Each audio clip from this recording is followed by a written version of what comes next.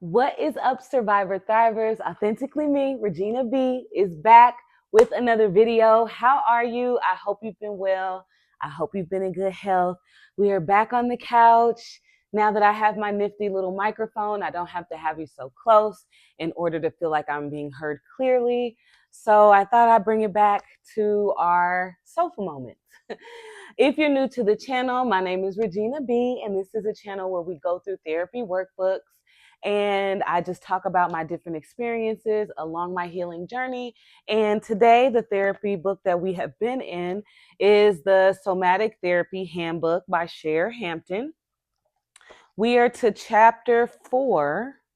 It's not a very big book. As you can see, we're almost halfway through, but we're to chapter 4. So let's hop right in. Oops, sorry, bumped my mic. Let's see. Somatic therapy for specific challenges. There's a quote that says, trauma creates changes in you you don't choose. Healing is about creating change that you do choose. The quote is unknown. So it starts by saying trauma is like a tangled web of emotions, memories, and reactions that require careful consideration and tailored approaches for healing and recovery. Think of it as a puzzle with various pieces scattered all around. Each piece represents a specific challenge or aspect of the traumatic experience. Just as no two puzzles are exactly the same, no two individuals' traumas are identical either. That's why a one size fits all approach simply doesn't cut it when it comes to addressing trauma. I agree with that, especially with like everything that's going on in the media with celebrities and stuff. It's like everyone processes pain different. And just because someone's way of handling things or dealing with their trauma is different from yours, it does not make it any less credible or valuable. Imagine two people who have experienced similar traumatic events. Let's say a car accident. While the event isn't, while the event itself may be similar, the emotional reactions, coping mechanisms, and support systems can vary significantly between the two. One person may develop anxiety and struggle with driving again, while the other might experience flashbacks and nightmares. It's crucial to acknowledge and understand these differences. To effectively navigate and find support throughout trauma recovery, we need to consider our unique challenges and preferences. Some people benefit from talking therapies like counseling and psychotherapy, where they can explore their feelings and work through emotional turmoil. Others might find solace in creative outlets such as art therapy, music therapy, which allow them to express themselves non-verbally.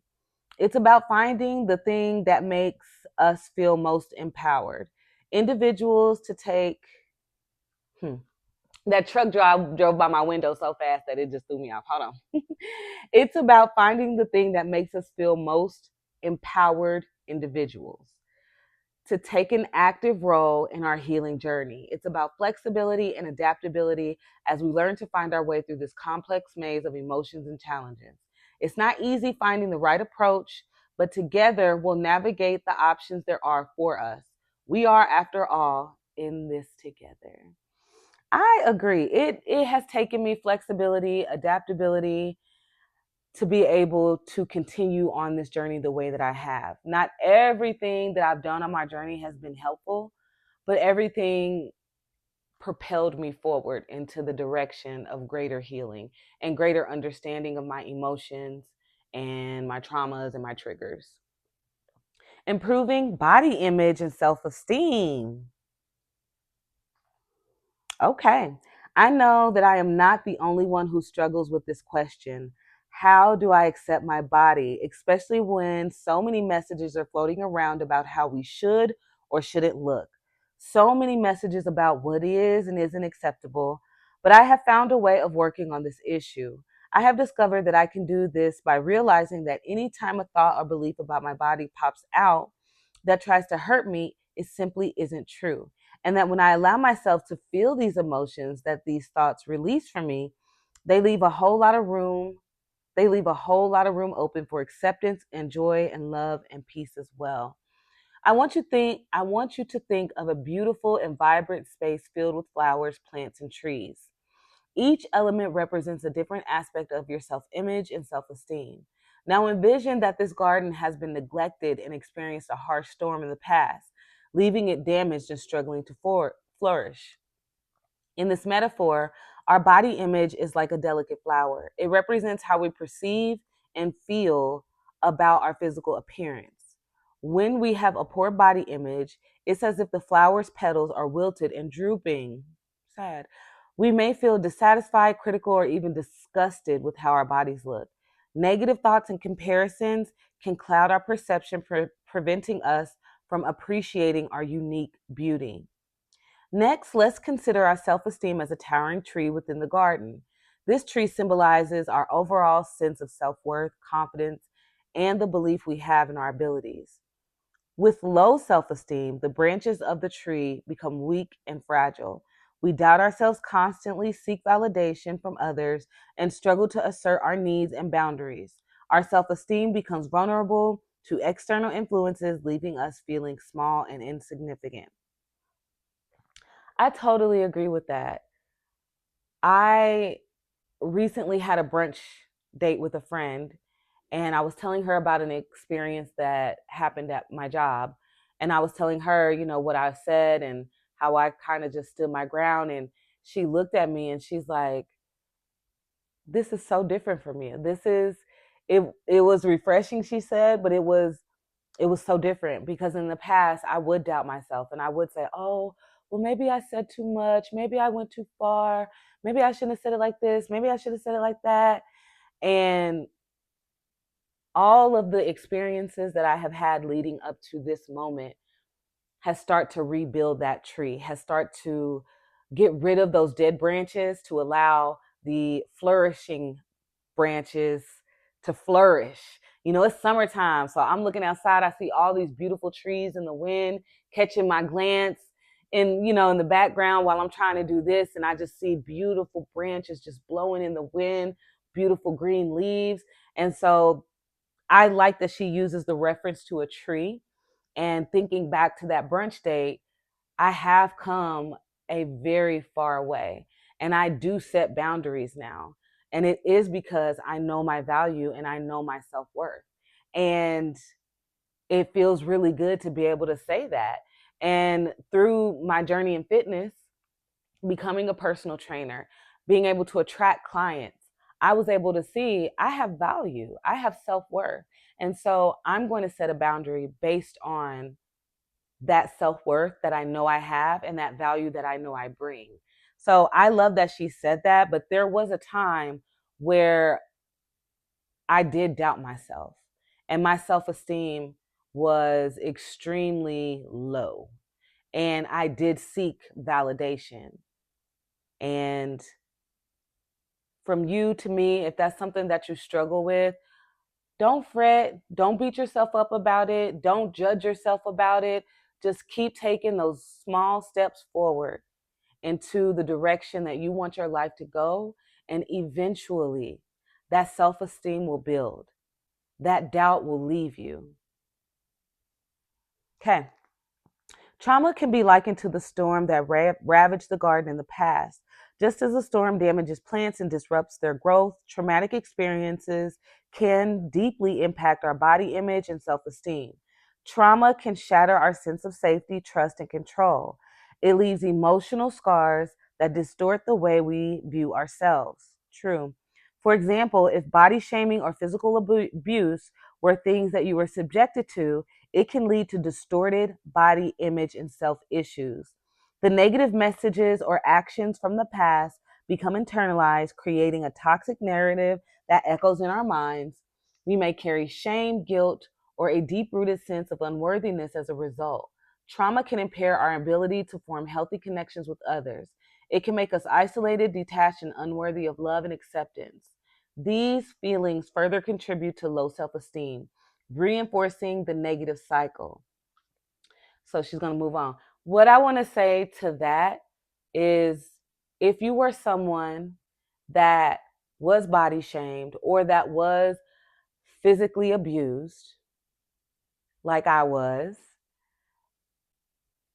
know that if you have body image issues, it's not your fault. If you've had body image issues from the time you was a child, and it's not just about physical abuse, body shaming can come from fellow students, it can come from well meaning relatives that say the most crazy, outlandish things and they're not put in their place.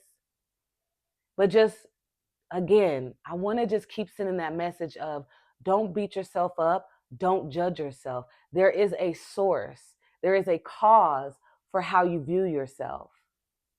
It's not that you're just some messed up person that can't get it together. No, there are things that happen that set these thoughts into your mind. And now we're on the journey of forgetting those thoughts and replacing them with true statements. Okay, so she said, let's take a look at some of the exercises that you can try to help you improve your self esteem and self image through somatic experience. Authentic movement. Authentic movement involves allowing your body to move spontaneously without judgment or conscious control. By tuning into your body's impulses and sensations, you can explore your relationship with movement and better understand your body's capabilities and needs. This technique promotes self acceptance and fosters a positive body image. A typical example would look like this: you sit with your eyes closed and bring your attention to your breath and body. I sit quietly nearby, holding a safe and attentive space for you. You allow your body to move spontaneously without conscious direction or influence. The movement takes any form or quality, such as shaking, twisting, reaching, or stillness. You stay present with your experience, noticing any emotion, thoughts, or physical sensations that arise as you move. I observe the movement with curiosity and compassion without offering feedback, interpretation, or influence. When the movement feels complete, you gradually slow down and come to stillness. We may share any insights or reflections that emerge during the process, but this is not necessary. So it sounds like this is a technique that's to be used in a therapy session. Sounds a lot like dancing, sounds a lot like yoga. Body mapping. Body mapping involves using art materials to visually represent your body. It offers a pathway to reconnecting with our physical selves. By engaging in a creative and introspective process, we can unlock a deeper understanding of our bodies, emotions, and experiences. Here's how you can do that: gathering supplies. Gather various art supplies such as paper, markers, colored pencils, or paint. Choose materials that resonate with you and inspire your creativity. Find a quiet and comfortable space where you can freely express yourself without distractions. The journey. Sit or lie down in a relaxation position, taking a few deep breaths to center yourself. Close your eyes and bring your attention to your body. Notice any sensations, tensions, or emotions that arise. Allow yourself to fully immerse yourself in the present moment. When you feel ready, gently open your eyes and let your artistic intuition guide you as you begin the process of body mapping. Next is exploring your body's landscape. Take a moment to observe your body. Start by tracing the outline of your body on the paper, creating a basic silhouette. Then begin to add details and symbols that represent different aspects of your physical and emotional experiences. Notice any areas that draw your attention, such as scars, birthmarks, or areas of tension. Use colors, shapes, and textures to express the sensations and emotions associated with each part of your body. Reflecting and unveiling. Once you have completed your body map, take a step back and observe the artwork as a whole. Reflect on the symbols, colors, and shapes you have incorporated. What messages are your body and emotions conveying through this expressive creation? Allow yourself to connect with the deeper meanings that emerge, embracing any insights or revelations that arise from this exploration. Embracing self compassion. As you engage with your body map, practice self compassion and non judgment. Embrace the uniqueness of your body and honor its journey. Notice any areas of tension or discomfort and send love and acceptance to those parts. Offer gratitude for the strength and resilience your body carries. This practice fosters self-acceptance, appreciation, and a sense of harmony between body, mind, and spirit. A few final words from me to you. Embrace this powerful tool, and it may guide you toward a more embodied, authentic existence. I like all of that. I'm not an artist, and I have to be honest, the body mapping, it doesn't sound like something that would be enjoyable for me. Um, I like to color. I'm not really an artist. I don't like to draw, but I will say there are things that she said about, like, when you think about different scars in your body, like I have a C-section scar, and sometimes I think of the fact that I almost lost my life giving birth to my third baby, and I'm still here, and I was able to have my fourth baby, and it's a pretty intense, I keloid, so it's kind of an intense scar. I have some scar, a burn mark right here. An older cousin burnt me with a cigarette there. Um, all the other scars were like things that, like, I burnt myself with the iron. Um, I can't think of really any other like deep meaning scars to me. But those, that came to mind when she said, think of scars and what they represent to you. So this just represents my God's grace and the fact that I went through a very traumatic experience delivering baby number 3, and yet I am still here. I survived it, and I was blessed to have another baby. I will say that I do struggle with body distortion. Um, I'm always taken back when people say things like, man, you're so strong. You have strong legs. Like when we were in yoga class and we were doing a pose, and I was like, I don't know if I could do it. And the other instructor were like, you could do it. You have really strong legs. And I do have really strong legs. They are very powerful, so I have built a lot of muscle in my legs and in my body from doing all the things that I am doing now. And it surprises me when people call me little, because, when you're younger, I was always considered the bigger kid. Um, and so that always takes me aback, like, what? Um, so yeah, I don't always feel pretty. Sometimes I look in the mirror and I don't like what I see, but I quickly turn that around to finding pieces of me that are me. Like, I love the fact that my ears are gauged. I think it rocks with me. I wanted to do it years ago because I know what fits me. I know what fits my personality. I know how and where I want all of my tattoos to grow. My hair is exactly how it should be. And God created me to be uniquely me, just like He created you to be uniquely you.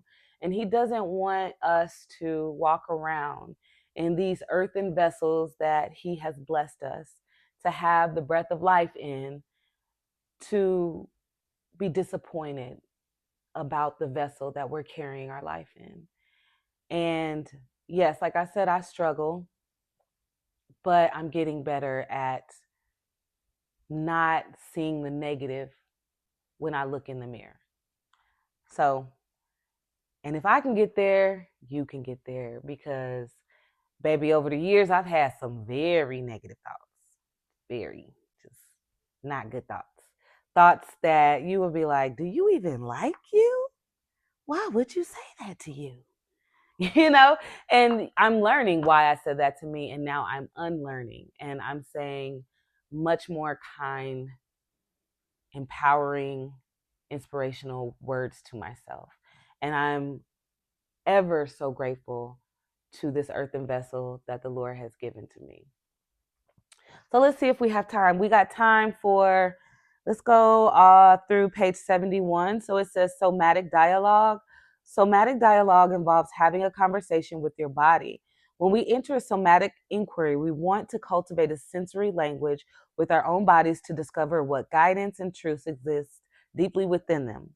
Learning how to deepen that dialogue with the body can take practice and a lot of time, but it is possible to rewrite your inner dialogue with yourself. You can consciously create a friendlier and more explorative relationship with your internal dialogue and emotions. Catch the thought and say the exact opposite to yourself. Essentially, instead of saying something like, I am so unattractive, I could be smaller around the hips or waist, you can shift the script to something more like, I am beautiful. I know that it's hard to see or even believe that right now, but I have this body that holds dear life. I get to and will appreciate all its remarkable contours. I like that. I smirked when she said, catch the thought and say the exact opposite to yourself. That's so funny.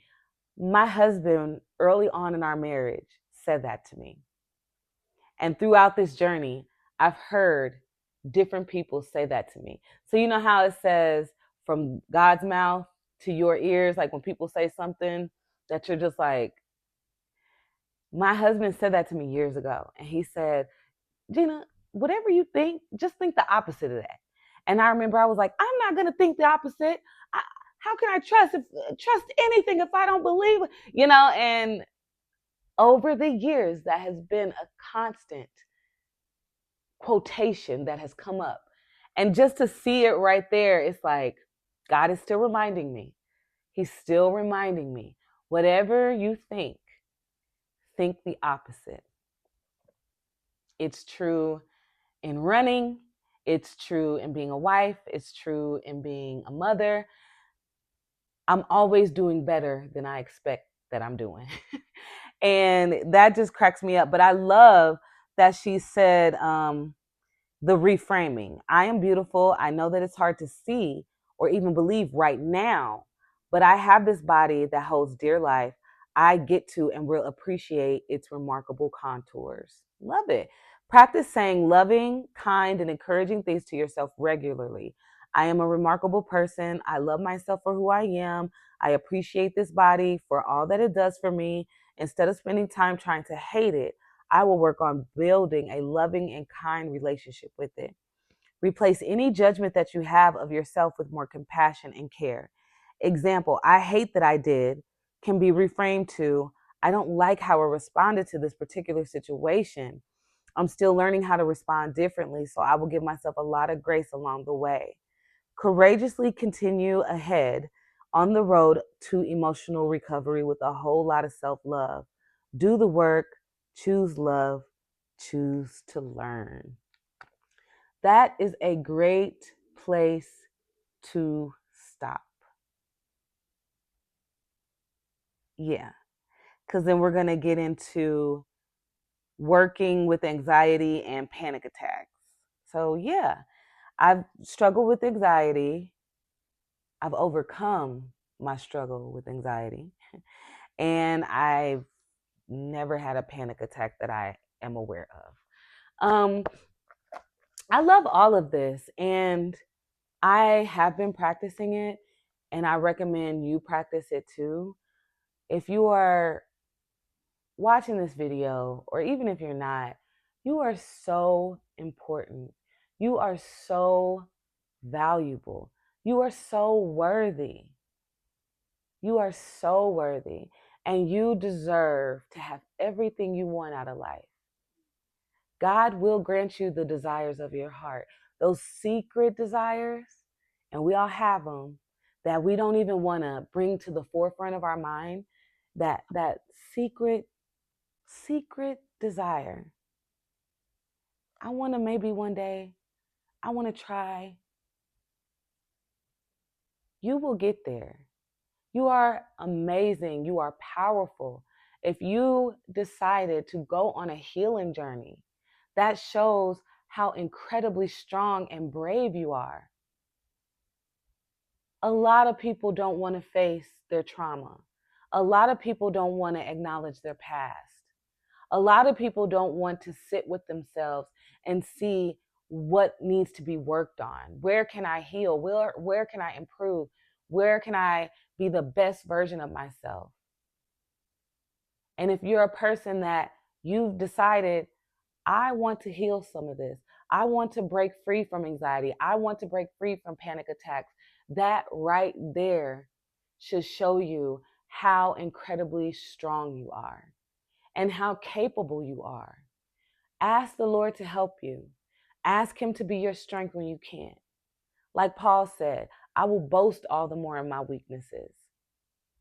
And that's something that I struggle with too. But it's beautiful because the Lord says, when we are weak, he is strong. His strength is made perfect. And that's when we get to notice him as well. When we say, I don't have the strength to do this. I don't have the strength to believe that I could be more. I don't have the strength to believe that my life will be different. I don't have the strength to believe that these people that are causing trauma in my life will be removed from me or separated, or I'll be able to set boundaries and stand up to them one day. I don't have the strength. And then bring your awareness to noticing those moments where God notices you. Moments that only you and God know you prayed about. And then take that and share it with others so that they know, hey, I thought one day I wasn't going to be strong enough too.